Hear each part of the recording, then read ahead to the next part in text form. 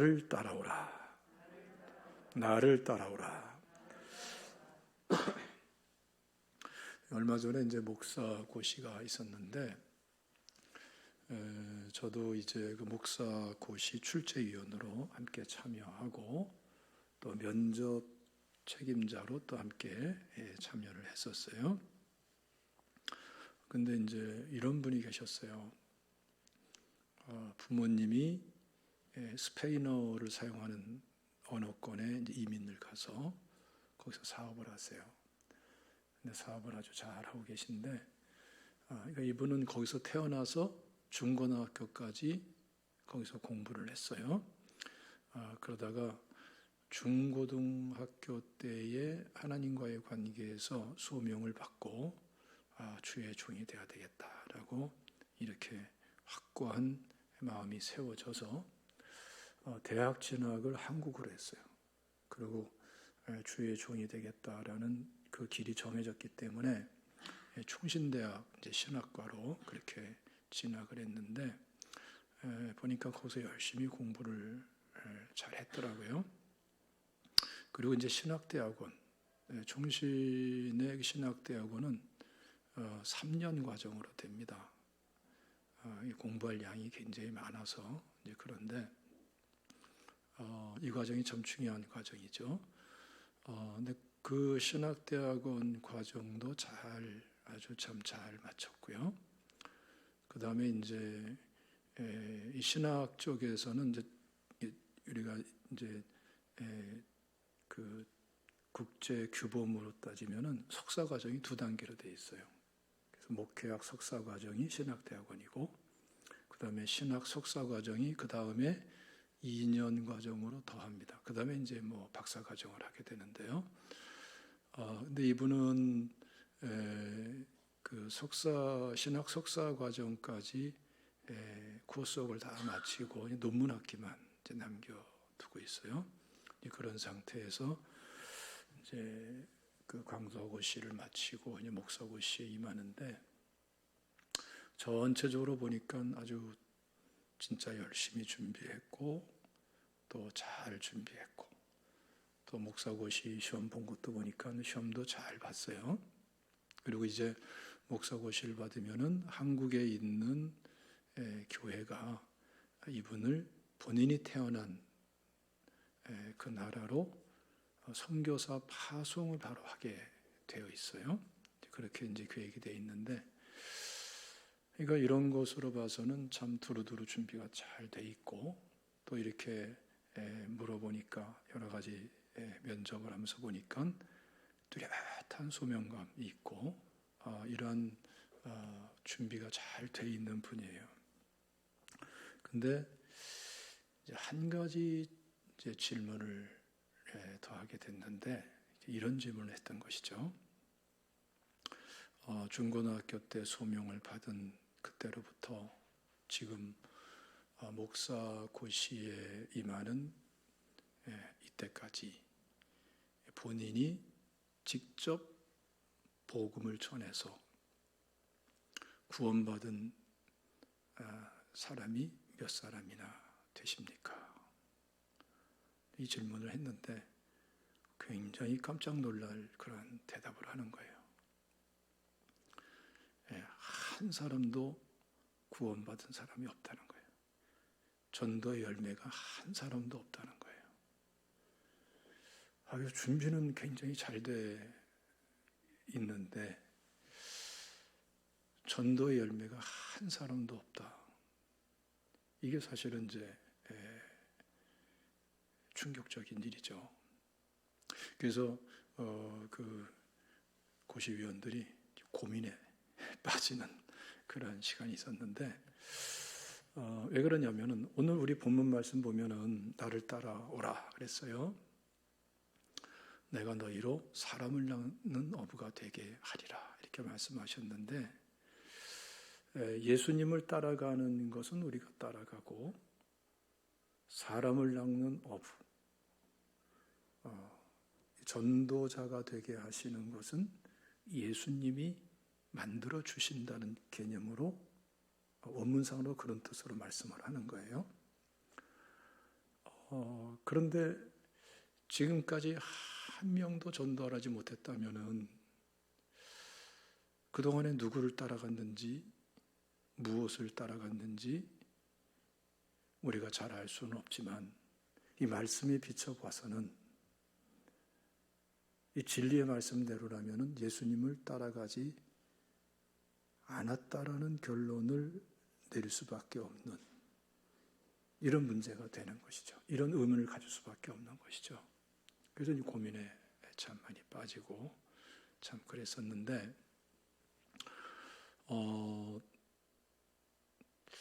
우리가 신앙생활하면서도 마찬가지입니다. 말씀이 귀하죠.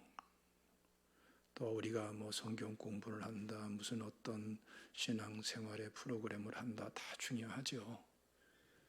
그런데 예수님을 따라가지 않으면은 그 모든 것은 다 매뉴얼로 끝나버려요. 예. 우리가 보통 이제 가전제품 같은 거를 사면은 냉장고 또는 무슨 세탁기 이런 거 사면은 사용 설명서가 있잖아요. 그렇죠? 작은 책자들이 반드시 따라와요. 자동차 같은 경우는 두꺼운 책이 오고 비행기 같으면은 그 부피가 양이 더 많겠죠. 네? 그런데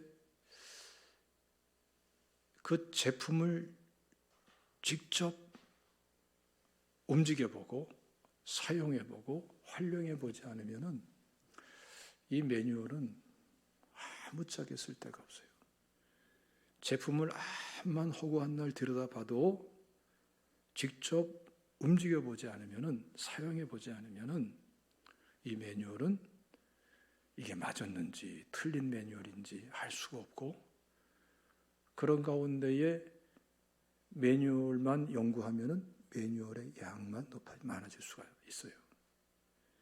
성경도 그렇고 신학도 마찬가지입니다. 우리 신앙생활 모든 게 다 마찬가지예요. 신앙생활을 하는데 예수님에 관한 것만 잔뜩 이해하고 있고 정작 예수님을 따라가지를 않으면은 제품을 쳐다보기만 하고 매뉴얼만 붙잡고 매뉴얼만 이해하는 사람으로 끝나버리게 되는 거예요. 이건 사실은 정상적인 신앙생활이라고 할 수가 없는 것이죠. 그래서 우리가 이번에 삼위일의 교회 각 셀들이 이제 하나하나 알파 코스를 시작하게 되는데 참 감사한 일이죠. 정말 감사하고 감격할 이유는 어디에 있을까요? 이분들이 예수님을 따르고 있었구나 라는 게 확인되고 있는 거기 때문에 감사한 거예요. 예수 그리스도께서 사람 낚는 어부가 되도록 그동안에 만들어 주셨구나. 그 결과가 나타나고 있구나. 복음이 실현되고 있구나. 이게 셀원의 관계 속에도 실현될 뿐더러 그 외에 밖에 있는 사람들에게도 이 복음이 실현되도록 하나님이 지금 역사하고 있구나. 이런 측면에서 우리가 감사하고 감격해야 될 것입니다. 아직까지 우리 삼위일의 교회 지금 하고 있는 셀들이 굉장히 많은데 그 셀들 중에서 아직까지 알파 할 단계까지 아직 모든 셀들도 있고 왔는데 준비하고 있고 이런 여러 형태가 있는데 바라기는 잘 준비해서 알파를 시작할 수 있는 각 삼위일의 교회 셀들이 되시기를 주님의 이름으로 축원합니다. 이게 큰 은혜예요. 그런데 이거를 부담스럽게 생각하고 고민하고 어떻게 하나 걱정하고 그럴 필요가 하나도 없어요. 우리가 진실되게 진솔하게 말씀 그대로 예수 그리스도를 따라가면은 예수님은 각세를 사람 낚는 업으로 만들어 주십니다. 이 체험을 하는 것이 삼위일체 교회에서 알파로 이어지는 체험의 과정, 은혜의 과정이 될 줄로 믿습니다. 이 삼위일체 교회를 하면서 사실 가능하면은 가족들 먼저 하라고 그래요. 가족 관계가 축복되고 가족 관계 속에 복음이 실현되기를 원하는 그러한 마음 때문에 그런 것이죠. 어린이 주일을 우리가 맞이했는데 자녀들에게 가장 큰 축복 선물이 뭘까요? 복음을 전해주고 예수 그리스도가 정말 최고의 선물일 줄로 믿습니다. 어떻게 합니까? 그냥 되는 게 아니고 성경적인 원리와 방법대로 부모된 우리 성도님들이 예수님을 참되게 따라가면은 어느새 자녀에게 대해서도 사람 낚는 어부가 되고 구원의 복음을 나눠줄 수 있게 될 줄로 믿습니다. 할렐루야. 이웃들에 대해서 마찬가지고요. 우리가 예수 그리스도를 참되게 따르려면 어떻게 할 수가 있을까요? 이 베드로를 보면 우리가 깨달을 게 참 많습니다. 요한복음 1장 말씀 보면은 베드로가 동생 안드레를 통해서 예수님께로 오죠. 그리고 예수님이 메시아인 것을 알게 돼요. 그리고 예수님께서 이 베드로에게 이름을 새롭게 지어주죠. 이 시몬이라는 이름을 가지고 있었는데 게바다, 반석이다. 이 베드로라는 이름을 쳐준 거예요. 근데 그 이후에 베드로를 보면은 예수님을 참되게 따르는가? 따르지를 못해요. 그 예수님이 메시아인 줄 알고 그걸 확신을 해도 또 예수님께서 이름까지 지어준다고 해서 예수님을 따를 수 있는 게 아니더라 이거예요. 이름이 바뀐다고 예수님을 따를 수 있는 게 아니에요. 그 이후에 누가복음 5장 말씀 보면은 베드로가 밤새도록 고기 잡으려고 애를 쓰다가 한 마리도 잡지 못하고 지친 몸을 가지고 아침을 맞이하게 됩니다. 찢어진 그물들을 깁고 있습니다. 그때 예수님께서 찾아오시죠. 그리고 깊은 데로 가서 그물을 내려 고기를 잡으라 라고 말씀을 하십니다. 근데 이 베드로가 예수님인 줄 아시니까 그 피곤한 중에도 순종을 하죠. 그래서 깊은 데까지 노를 지어 가서 그 그물을 다시 내려서 고기를 잡으려고 하는데 놀라운 역사가 일어나죠. 그렇게는 안 잡히던 고기가 그물이 찢어질 정도로 엄청난 고기가 잡히는 거예요. 놀라운 체험을 한 거죠. 말씀 체험, 기적, 이적 체험을 하게 된 거예요. 그래서 이때부터 베드로가 예수님을 따라가는데 예수님이 어떻게 따라갔는가, 예수님을 어떻게 따라갔는가에 대한 베드로의 행적은 사복음서에 굉장히 많이 가득히 찰 정도로 많죠. 근데 이 과정을 보면은 엄청난 체험들을 해요. 오병이어로 5,000명을 먹이시고 죽은 나사로를 살리시고 나병 환자를 고치시고 혈류증 여인을 치료해 주시고 풍랑이는 바다를 잔잔하게 하시고 엄청난 그러한 체험들을 하게 됩니다. 그 모든 현장에 베드로가 있었죠. 그리고 놀라운 말씀의 은혜를 체험하게 됩니다.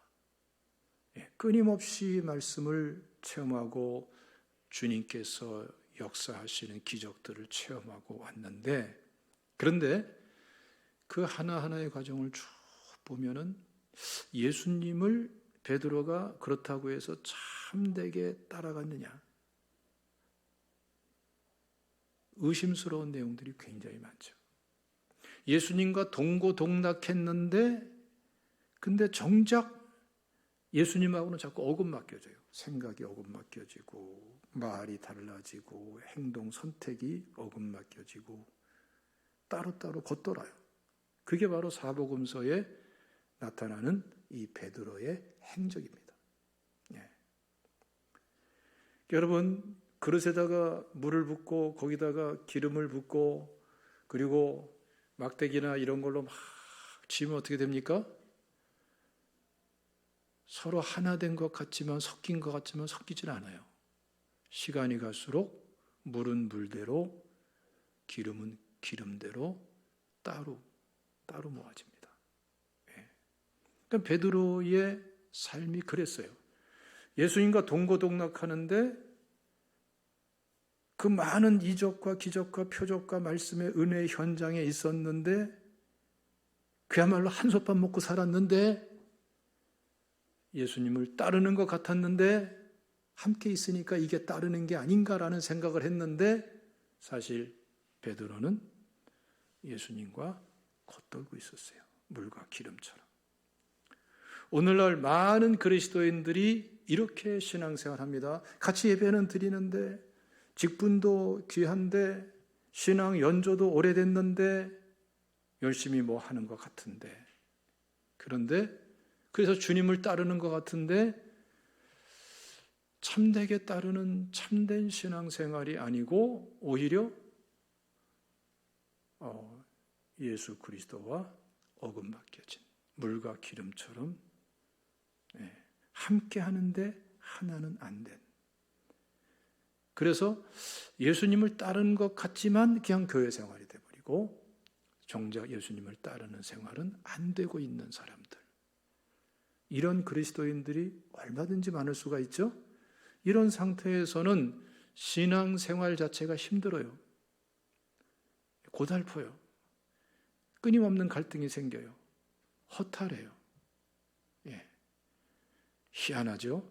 그렇게나 많은 은혜와 은사를 체험했어도 제자리. 내가 이러한 임재 안에 거했으니까, 내가 이러한 은사를 받았으니까, 이러한 체험이 있으니까 내가 예수님과 이렇게 가까워졌고 예수님을 이만큼 따르는 것이려니 생각했는데 냉정하게 돌아와서 보면은 1mm도 변화가 없었던 문제들. 심지어는 말씀의 은혜를 이렇게 받았는데 이렇게 귀한 것을 깨달았는데 정작 예수님과는 어긋맞겨져 있는, 따로 움직이고 있는 이러한 상태의 신앙생활을 하고 있는 크리스찬들이 너무나도 많은 겁니다. 예. 그러나 우리가 요한복음 21장으로 가면은 베드로에게 결정적인 변화가 일어나는 것을 볼 수가 있어요. 이때로부터는 베드로가 예수님을 참되게 따르게 되죠. 그 이유가 뭡니까? 베드로는 다시금 또다시 옛생활로 돌아왔어요. 예수님을 3번씩이나 부인하고 또 보기자비로 돌아왔어요. 뭐 신앙이 좋아져 돌아온 게 아니고 아주 뭐 신앙 다 잃어버리고 돌아왔어요. 그러나 예수님께서 찾아오셔서 베드로에게 질문을 하시죠. 우리가 지난주에 구체적으로 봤습니다마는 요한의 아들 시몬아, 내가 이 사람들보다 나를 더 사랑하느냐? 3번씩이나 질문을 하시면서 예수님께서 베드로에게 분별시켜 주시고 결단시켜 주시는 게 있어요. 네가 지금까지 나를 따른다고 했는데, 신앙생활 한다고 했는데 나를 사랑하느냐? 나를 사랑한다고 하면은 어떠한 사랑으로 사랑했느냐? 나는 너를 아가페 사랑으로, 하나님의 사랑으로 사랑하는데 너는 어떠한 사랑으로 나를 사랑했느냐? 그래서 베드로는 3번씩이나 아가페 사랑으로 사랑한 것이 아니라 필리아 사랑으로 사랑했습니다라고 고백을 하죠. 이걸 통해서 베드로 마음속에 그동안에 가지고 있었던 예수 그리스도에 대한 사랑은 인간적인 사랑이었다라는 것을 분별케 해주는 거예요. 그리고 지금 그야말로 완전히 실패하고 예수님을 저주까지 하면서 맹세까지 하면서 예수님을 3번씩이나 부인했던 베드로, 그리고 옛상을로 돌아왔던 베드로, 완전 코너에 몰려 주저앉아 있는 베드로죠. 이 베드로가 내가 예수님을 참되게 따르는 것으로 열심히 있겠다는 걸 생각했지만 정작 예수님을 참되게 사랑한 것이 아니었구나. 필리아적인 사랑을 했구나. 아가페 사랑을 하질 않았구나. 이거를 분별하고 깨달으면서 아가페 사랑으로 전환돼 가는 그 순간, 이게 중요한 거죠. 그래서 19절 말씀 보면은 나를 따르라 라고 말씀하는 거예요. 그리고 이때로부터 베드로는 예수님을 참되게 따르게 됩니다. 여러분, 우리 신앙생활이 정말 축복된 신앙생활, 은혜로운 신앙생활, 진짜 주님과의 관계가 정말 사랑이 넘치는 신앙생활이 되기 위해서는, 주님을 참되게 따르기 위해서는 무엇이 우리에게 변화되어야 되는가? 하나님께 대한 사랑이 변화되어야 돼요. 하나님은 우리를 사랑하시는데, 아가페 사랑으로 사랑하시는데, 우리는 그 사랑이 계속 내게 부어지는 것을 알면서도 우리는 하나님을 정작 사랑하지를 않아요. 사랑한다고 하는 게 인간적인 사랑이에요. 이 고양이가 생선을 좋아한대요, 사랑한대요? 좋아하잖아요. 그렇죠? 그것처럼 자신의 필요에 의해서 자기 중심적으로 인간적인 자기 기호와 생각과 목적과 계획에 맞춰서 하나님을 좋아하는 것, 그거 사랑 아니죠. 필리아적인 것으로 끝나버리는 거예요. 그러나 예수님께서 우리를 정말 사랑하고 축복되게 하기 위해서 베드로에게 똑같이 질문하시는 거예요. 나를 더 사랑하느냐? 이 사람들보다 나를 더 사랑하느냐? 또는 이 사람들이 나를 사랑하는 것보다 나를 더 사랑하느냐? 또는 지금 이것들보다, 이 배와 그물과 물고기와 또 물고기 잡는 도구들과 이 자연 환경과 이 모든 것들보다 나를 더 사랑하느냐? 두 가지 초점 두고 있는 겁니다. 아가페로 사랑하느냐? 또 한 가지는 더 사랑하느냐? 그 무엇보다 예수님을 더 사랑하느냐? 이렇게 예수 그리스도를 사랑할 줄 아는 그러한 영적인 철이 딱 들어서 전환이 돼서 한 발자국 내딛기 시작하면 그때부터 뭐가 이루어집니까? 예수님을 참되게 따를 수 있는 사람이 되어 가는 거예요. 할렐루야. 그래서 여러분, 우리가 신앙생활을 인간적인 생각을 하면 이거 하기 어려워요. 말씀을 지키고 산다. 이 말씀도 지켜야 되고 저 말씀도 지켜야 되고 성경에 읽는 말씀만 다 지켜야 되는 것들이 나오는데 힘들어서 어떻게 지켜요? 하나하나 율법적으로 지키려면은. 그러나 예수 그리스도의 사랑을 받아들이고 나도 아가페 사랑으로 사랑하기 시작하면은 이 말씀을 율법적으로 의무적으로 해야 되니까 지키는 개념이 아니고 주님을 사랑하기 때문에 막 지키고 싶어지는 거예요. 아멘. 말씀은 지키고 싶어지는 그런 흐름 속에서 말씀대로 지키고 살아야지, 하기 싫은 거 억지로 하면서 힘들어서 어떻게 해요? 그거는 얼마 안 가서 힘에 붙여요. 놔버리게 돼요. 지치게 되고. 그러나 예수 그리스도를 사랑하는 것을 시작하면은 쉬워집니다. 은혜로워집니다. 오히려 말씀대로 살지 않는 게 불편해져요, 자꾸. 할렐루야. 이 은혜로 나가시기를 주님의 이름으로 축원합니다.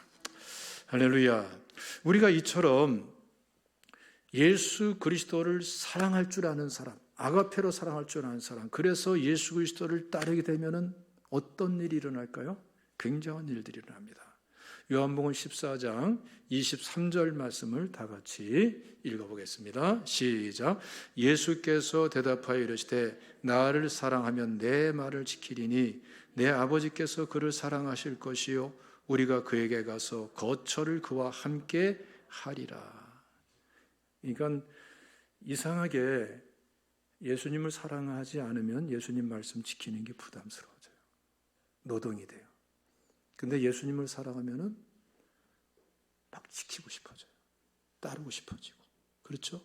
예? 그게 사람이에요. 네. 근데 예수님 말씀이 뭡니까? 요한복음 13장 34절 말씀 보면은 새 계명을 너에게 주노니 서로 사랑하라. 이겁니다, 여러분. 그러니까 우리가 서로 사랑하라는 또 서로 사랑하자는 말을 막 많이 하는데 돼요, 안 돼요? 어려워요. 네. 그리고 조건이 많아. 이 사람은 이래서, 저 사람은 저래서, 상황이 이래서, 뭐 만약에 이러면은, 네. 이럴 때에는 그렇게 돼버리고 말아요. 그러나 예수님이 나를 사랑한 것처럼 나도 예수 그리스도를 사랑하고 그래서 하나님과 아가페 사랑의 교제가 이루어지는 상태에서 다른 사람에게 눈을 돌리고 그래서 주님 말씀대로 그대로 순종하고 싶고 살고 싶은 마음이 내 속에서 일어나서 그 자원하는 사랑으로 다른 사람을 사랑하고자 할 적에는 조건이 필요가 없어요. 상황도 필요가 없어요. 오히려 우리 가운데 어떤 역사가 있느냐. 갈라디아서 5장 6절 말씀처럼 사랑으로서 역사하는 믿음이 시작이 됩니다. 할렐루야. 이렇게 사랑할 수 있는 거예요. 그래서 정말 내 주변 사람들을 아가페 사랑으로 사랑하기를 원한다면은 옆 사람 사랑하기 전에 누구 먼저 사랑해야 될까요? 예수 그리스도를 먼저 사랑하는 것을 시작하셔야 돼요. 그러면 그 사랑을 가지고 어느새 다른 사람을 사랑할 수 있어요. 이 사랑을 가지고 외로운 남편을 사랑해 주세요. 아내를 사랑해 주세요. 부모님을, 자녀를, 내 주변에 내가 속해 있는 셀과 각 기관의 성도님들을 아가페 사랑으로 사랑해 주세요. 그럼 어떤 역사가 있습니까? 하나님의 사랑이 더 부어져요. 그리고 놀라운 말씀이 있는데 우리가 그에게 가서 거처를 그와 함께 하리라. 하나님의 임재에 대해서 많은 사람들이 관심이 있어요. 아마 한국교회 점점 이 임재에 대한 관심이 더 높아질 것입니다. 또 사모할 것입니다. 그런데 임재에 대해서 잘 이해해야 돼요. 하나님의 임재를 사모하면서 여기 쫓아다니고 저기 쫓아다니고 그러면서 자기도 모르게 상처 입고 또 뜻밖의 생각지도 않은 그런 문제들에 부딪히고 이해 안 되는 일들이 벽에 부딪히는 문제들이 생기고 사모는 하는데 뭔가 삐뚤어져 가고 있는 자기를 발견하는 사람들이 굉장히 많습니다. 왜 그럴까요? 하나님과의 관계는 바르게 되어 있지 않은 상태에서 임재만을 사모할 적에 자기 임재가 아니에요. 그 예를 들면은 사울왕과 같은 임재예요. 예? 그 사울왕이 보낸 군사들과 같은 임재예요. 사무엘상 19장 말씀 보면은 사울왕이 다윗을 잡으려고 쫓아다니는데 다윗이 피하다가 사무엘 선지자가 있는 라마라요스로 피하죠. 그 다윗을 잡으려고 군사들을 보내는데 군사들이 잡기는커녕 그냥 임재에 들어가 버렸어요. 그럼 막 예언까지 해요. 또 보냈더니 또 그래요. 이게 무슨 소리냐? 내가 간다. 사울왕이 직접 군대를 끌고 라마 나요스로 갔는데 사울왕도 그냥 임재에 그냥 확 빠져버렸어요. 예. 하루 밤 하루 낮을 갖다 완전히 임재에 사로잡혀가지고서 계속 예언을 했어요. 여러분 24시간 임재 속에서 24시간 예언 체험하신 분 있습니까? 굉장히 특이한 체험을 했어요. 특별한 체험을 했고. 그런데 사울왕은 임재가 딱 사라지자마자 어떤 행동을 하죠? 또다시 다윗을 죽이려고 쫓아다녀요. 이게 뭡니까? 사울왕의 임재가 아니에요. 사무엘 선지자와 다른 선지자들의 무리로 인한 영향력에 의한 임재인 거죠. 이런 것은 한순간에 사라지고 이런 것이 사람을 변화시키는 게 아니죠. 자기를 행복하게 만들지도 못하고 문제 해답도 가져오질 못해요. 이런 식의 임재를 추구하는 사람이 돼서는 안 돼요. 기름 부음은 이런 식으로 주어지는 게 아니에요. 참된 기름 부음은. 참된 권능과 참된 은사와 참된 성령의 역사도 다 마찬가지. 가장 핵심적인 게 뭘까요? 하나님께로부터 우리에게는 놀라운 특권이 주어졌는데 예수 믿을 때부터 아가페 사랑이 우리에게 주어졌어요. 그리고 그 사랑이 계속 부어져요. 이제 예수 그리스도를 필리아 사랑으로 사랑하던 데서 베드로처럼 전환을 해서 아가페 사랑으로 예수 그리스도를 사랑하고 그 사랑을 가지고 내 주변 사람들을, 다른 성도님들을 사랑하기를 시작할 때에 주님이 확고하게 언약한 말씀이 뭡니까?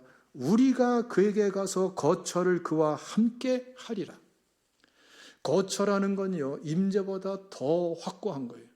임재는 한순간이고 무영적이고 한시적이에요. 그러나 거처는 임재에 비해서 더 포괄적이고 더 구체적이고 더 항존적이고 더 실질적이고 임재의 더 풍성함으로 표현할 수가 있는 거예요. 삼위일체 하나님께서 임재하시면서 거처로 함께 삼아서 함께 하시는 역사, 놀라운 역사를 주님이 약속하고 있는 것입니다. 그래서 우리 제자교회가 진짜 사모하고 축복해야 될 은혜가 뭘까요? 오늘 이 시간에 이 말씀을 우리가 함께 나눴으니까 우리 성도님들이 한 분이라도 더 이제는 예수 그리스도를 아가페로 사랑하면서 그 사랑을 가지고 다른 사람을 사랑할 줄 아는 사람들이 한 사람씩이라도 더 늘어나면은 다음 주 예배에 하나님의 임재가 더 클 거예요. 그럴 수밖에 없어요. 이건 하나님의 약속이니까. 하나님은 신실하세요. 믿습니까? 주의 몸된 교회를 이렇게 세워 나가야 될 줄로 믿습니다. 자, 요한복음 13장 35절 다 같이 읽겠습니다. 요한복음 13장 35절 시작. 너희가 서로 사랑하면 이로써 모든 사람이 너희가 내 제자인 줄 알리라.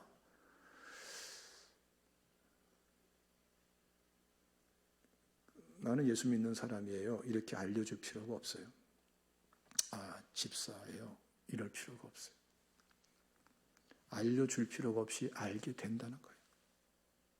어떻게 하면은 우리가 진짜 하나님을 사랑하고 아가페 사랑으로 서로 사랑하면은 안 믿는 사람들이, 내 주변의 사람들이 손가락질하면서 아는 것이 아니라 저 사람은 뭔가 달라. 예수 믿는데 어느 교회 다닌데 제자 교회 다닌데 이렇게 되는 거예요. 아유, 제자교회 집사님이네. 야, 역시 제자교회 집사님은 다르네. 이렇게 된다는 거예요. 주님의 제자인 줄 알게 된다 이거예요. 믿습니까? 우리 교회가 좀 이렇게 계속 이런 식으로 달라져야 되지 않겠어요? 그렇죠? 그런 가운데에 어떤 역사가 일어납니까? 오늘 본문 말씀이 일어나는 거예요. 다시 한번 읽어보겠습니다. 마태복음 4장 19절 말씀 시작. 말씀하시되 나를 따라오라. 내가 너희를 사람을 낚는 어부가 되게 하리라. 마시니. 이렇게 사람 낚는 어부. 우리를 통해서 어느새 구원받은 영혼, 자라난 영혼들이 끊임없이 일어날 거예요. 요한복음 14장 21절 말씀 보면은 나도 그를 사랑하여 그에게 나를 나타내리라 그랬어요. 자, 이건 여기는 사실 엄청난, 저는 그렇게 간절히 기도하는 분을 본 적이 있어요. 지혜와 계시의 영을 주옵소서, 마음의 눈을 밝혀 주옵소서. 에베소 1장 말씀 붙잡고 간절히 기도하는 참 귀한 분을 봤는데, 참 귀한 기도죠. 그런데 구하는 건 꼭 필요해요. 어떻게 구해야 되는가를 알아야 돼요. 물론 기도는 중요해요. 그런데 하나님께서 부어주시는 아가페 사랑, 그래서 이게 참 사랑이구나, 아가페 사랑이나 알게 된 그 사랑을 가지고 하나님을 사랑하고, 그 사랑을 가지고 다른 성도를 서로가 사랑할 때에 약속해 주신 게 뭡니까? 나도 그를 사랑하여 그에게 나를 나타내리라. 이건 계시를 말해요. 계시. 성경에 수없이 많은 그런 계시적인 말씀들이 있고 언약이 있습니다만은 그 모든 예언과 계시의 절정, 핵심, 실체, 성취는 예수 그리스도예요. 예수 그리스도와 그 십자가 부활의 은혜 속에서 다 완성되고 성취되는 거예요. 그래서 예수 그리스도 자신이 나타내 주신다고 할 적에 최고의 계시. 그야말로 모든 게 다 열어진다고 말할 정도로 엄청난 것들을 주님께서 열어주시는 것을 말씀을 하시는 거예요. 여러분, 하나님의 은혜를 사모합니까? 영적인 세계를 추구합니까? 깊이와 넓이와 높이와 풍성함이 달라지길 원하십니까? 정말 참되게 주님을 따르길 원하십니까? 정말 한 영혼 한 영혼을 구원하고 새롭게 되어지기를 사모하십니까? 그러면은 다른 방법 없어요. 아가페 사랑으로 주님을 사랑하십시오. 그리고 내 주변 사람을 사랑하십시오. 나머지는 예수 그리스도께서 언약하신 대로 주님이 이루실 것입니다. 기도하겠습니다. 감사하신 아버지 하나님, 오늘 이 말씀이 우리